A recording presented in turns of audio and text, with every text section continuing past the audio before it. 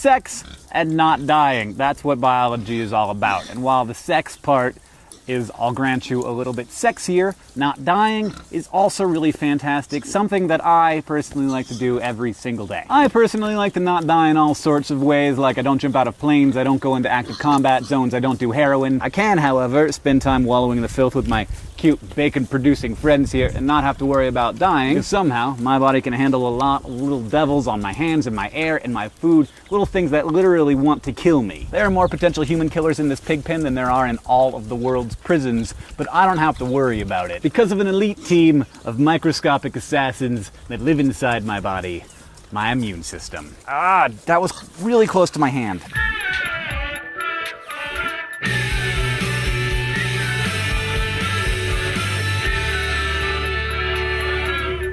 You've heard of some of these little ninjas, others maybe not, but everyone knows the work they do by the trail of dead that they leave behind. Pus being the most disgusting example. And the work that these guys do is pretty hardcore. They not only identify incoming enemies, they eliminate them, and then they keep files on them in case their kind ever comes back. So I don't want to freak you out, but you and I are covered in pathogens right now, and you really can't blame them for wanting to get a piece of your action. You warm, high-energy, nutrient-rich, salty, watery action. Your body's pretty much a theme park for these guys, and although the majority of organisms living inside you actually make your life more comfy, there are some less helpful viruses and organisms from here on out referred to as pathogens that will want to turn your body into a factory for their children. So let's avoid that. We have two basic ways of doing it: innate or non-specific immunity that responds to all kinds of pathogens the same way and very quickly, whether your body has seen that pathogen before or not, and your acquired or adaptive immunity, which develops more slowly and requires your body to learn the wily ways of the pathogen before it defeats it. Every animal has an innate immune system, even sponges, but only vertebrates have the acquired kind. You were born with your innate immune system, and from the second that you wiggled your way out of the sterile environment of your mom and into this germy, disgusting world, that system has been protecting you. The thing about the innate immune system is that it doesn't care what it's killing. It doesn't worry about whether it's offing a virus or a bacteria or a fungus. Its job is to just keep the enemy from getting in. Or, once it's in, to sneak up behind it and break its neck ninja style. The first line of defense in keeping sketchy characters out are the skin and mucous membranes. The skin has so many excellent functions, like keeping your organs in, that it's easy to forget that its primary purpose is to keep things out. It's oily and kind of acidic and really not easy to penetrate, and I'm about to rock your world with this, but your digestive tract is also technically the outside of you. Remember how our bodies are basically just built around a tube, right? Well, the inside of that tube is exposed to as much weird, grody stuff as the outside of the tube. So your body treats the digestive tract like the front lines of this war, which is one of the reasons why your stomach takes no prisoners with the whole stomach acid situation. In addition to things like skin, we've also got mucous membranes providing another barrier to microbes trying to sneak in. Mucous membranes line all of your internal surfaces that are exposed to the outside, like your lungs and the inside of your nose, as well as some other parts of your body like the inside of your mouth and your eyelids and your sex organs. Mucous membranes, unsurprisingly, produce mucus, which is a viscous fluid. You've probably heard of it, and it traps microbes and helps sweep them away. This is why illness is so often associated with such awe-inspiring amounts of goop. Your second line of defense is your inflammatory response. The honchos here are specialized cells in your connective tissue called mast cells that constantly search for suspicious objects, usually unknown proteins, and then release signaling molecules like histamine when they find them. Histamine makes your blood vessels more permeable, which allows a whole bunch of fluid to flow to the affected area, and that is what causes inflammation. But it also brings in a crap ton of white blood cells, infection fighters, to go all Balrog on whatever's trying to make its way in. This is great if you get a splinter in your toe or a bunch of viruses in your face, but sometimes something gets into you that's not actually dangerous, like pollen or dust or like a peanut, and your immune system triggers an inflammatory response anyway, even though it's not a big deal. This is what we call an allergic reaction, and you know what those are like, with the swelling and the redness and the mucus production and the itching and occasionally a little bit of death. So that is why we take antihistamines to suppress the histamine trigger so our immune systems stop freaking out about nothing. Also, that is why you should always tell people when there are peanuts in your cookies. Most of the immune system activity that happens inside your body's fortress is done by white blood cells, or leukocytes. Leukocytes are awesome for a lot of reasons, but one reason is they've got full VIP access to anywhere in the body that they want to go, with the exception of the central nervous system, the brain, and the spinal cord, which are, for obvious reasons, super high security areas. Leukocytes can move through the circulatory system, and when they get to a place where they're needed, they can basically send a signal to ask the capillary to open a gap between its cells, and then it oozes through that gap to the site of the infection. This is called, get ready for it, diapedesis, from the Greek for oozing through. Now, there are lots of different kinds of leukocytes, like different branches of your own personal microscopic army. The kind specific to the innate immune system are phagocytes, more Greek, this time phago meaning eating. They're just any cells that ingest microorganisms through the process of phagocytosis. Phagocytes are pretty cool. They can literally chase down invading cells, grab them, and then completely engulf them. And some, like the superabundant neutrophils, move around the bloodstream and can quickly get to where the action is. Once a neutrophil kills an invading microbe, they basically just roll over and die. Dead neutrophils collect together into what we lovingly call pus. Now, the biggest and baddest of the phagocytes are the macrophages, the big eaters, which don't generally travel a lot, but instead hang out like bodyguards in your various organs. Not only do they kill outside invaders, they can also detect when one of your cells has gone rogue, like a cancer cell, and kill those too. And they, unlike the neutrophils, don't die once they've killed a bacterium. They can eat up to 100 before they die. The big eater. Of all the grisly stuff that goes on in the never-ending street war that is your immune system, some of the most gruesome stuff is done by a kind of cell called natural killer cells. Which reminds me, I think it's time for our very first open letter. An open letter to 1973. Dear 1973, you had a lot going on, the Vietnam War ending, Roe v. Wade, Watergate. It was a tumultuous time. But part of me wishes that you, 1973, had an opportunity to name everything in biology, because you got one chance to name a new type of immune cell, and you named it the natural killer cell. And I freaking love that. I look around at today's script, with all of its dendritic cells and macrophages and diapedeses, and I think, what if we let 1973 name all these things? Would we have spiky death cells and devourers and oozing action instead? I don't know. Maybe you would have screwed it up, but I don't think we could have done any worse than all this GD Greek we have to deal with all the time. Thanks for the Endangered Species Act, Hank. Okay, natural killer cells.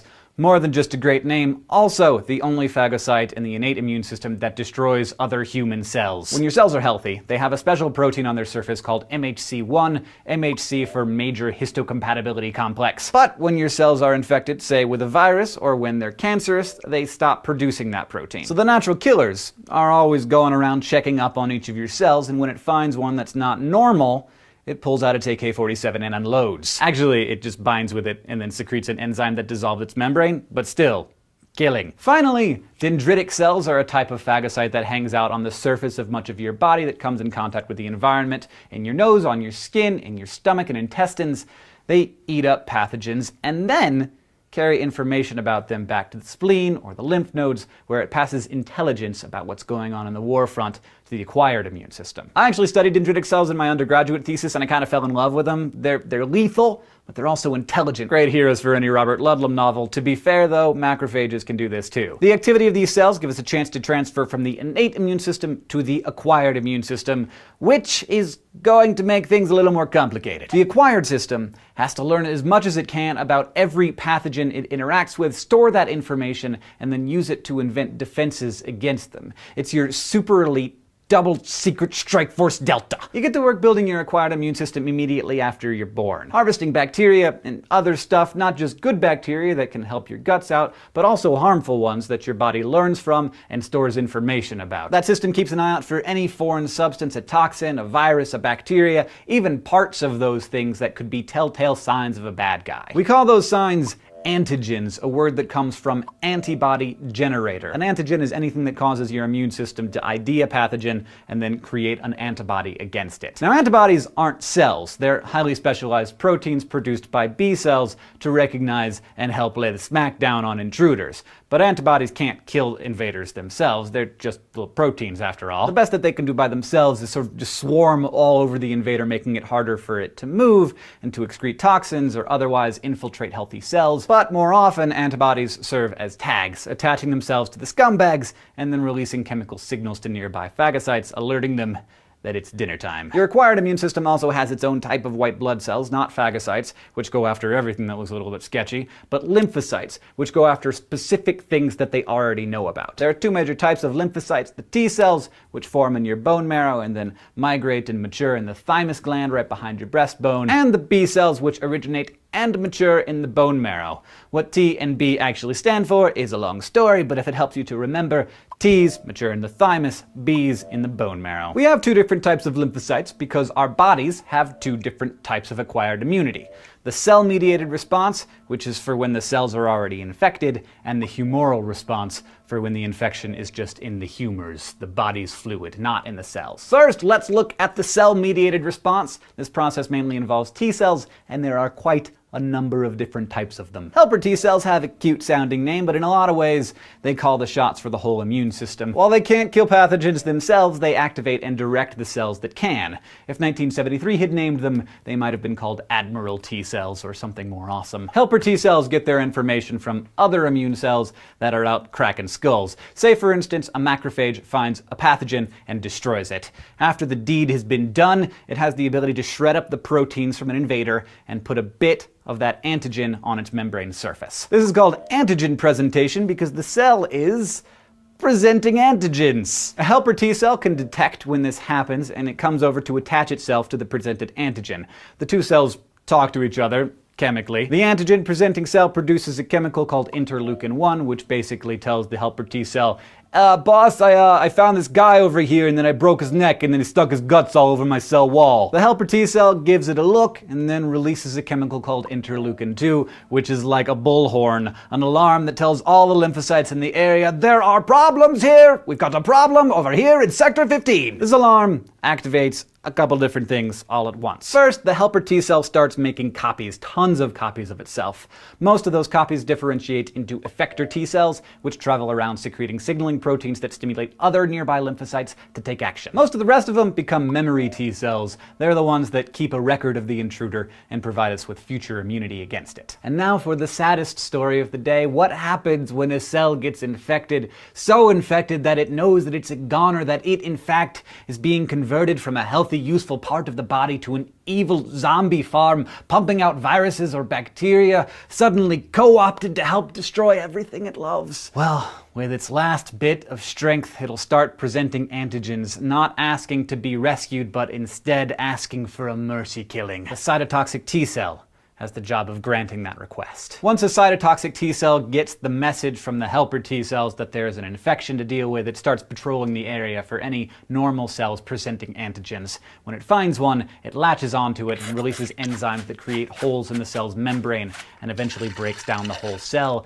killing the cell and the pathogen in the process. A human cell killing another human cell. And now, for the humoral response. The humoral response is designed to catch pathogens that are floating around in your body that haven't actually invaded any of your cells yet. The primary players are B cells, which are constantly patrolling your bloodstream like cops walking the beat until they get a signal from a helper T cell that something's wrong. B cells are covered in antibodies that can detect and bind to a specific antigen. A single B cell can be covered in a forest of up to 100,000 antibodies, say for the virus that causes the common cold. And the B cell next to it will have just as many receptors for a different antigen, for chickenpox or something. When a B cell bumps into a pathogen that it recognizes, it attaches to it and starts cloning itself like crazy. Suddenly there are tons of that B cell with the same receptor, but during the cloning process, the clones differentiate into new versions of the original, just like the T cells did. Most turn into plasma or effector cells, which use the antibody as a blueprint to create a crap ton of antibodies for that specific pathogen, like 200 antibodies per second. Once these antibodies are released, they bind to the pathogens like crazy, marking them for death until a phagocyte can come along and do the dirty work. The rest of the cloned B cells mostly become memory cells, which have the same receptor and stick around, providing future immunity from this invader. And we are now very out of time, but I really love this stuff, so I didn't want to gloss over anything. Mucus, natural killer cells, macrophages, killing things, breaking them up and sticking them on their cell membranes, effector cells spewing out antibodies, and memory cells making sure that our immune systems hold that grudge. All because my absolute favorite thing to do every single day is not die. If you want to review anything we discussed in this episode, there's a table of contents over there. If you have any questions for us, we'll be down in the comments or on Facebook or Twitter, and we'll see you next time.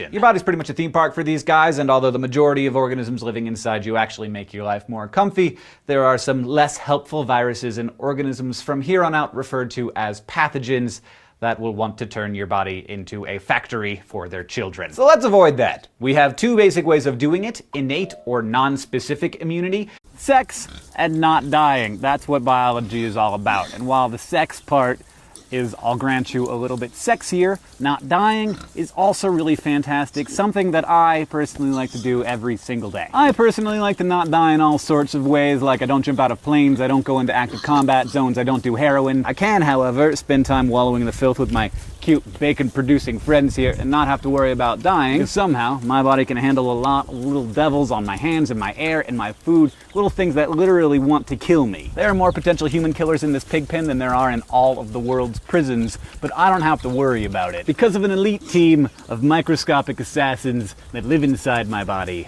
my immune system. Ah, that was really close to my hand.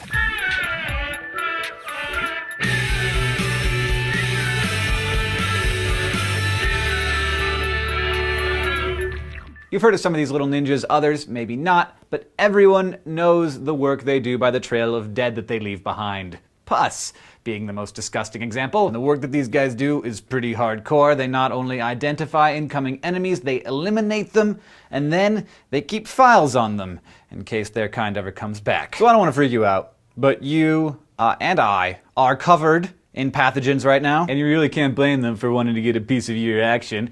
You warm, high energy, nutrient rich, salty, watery action.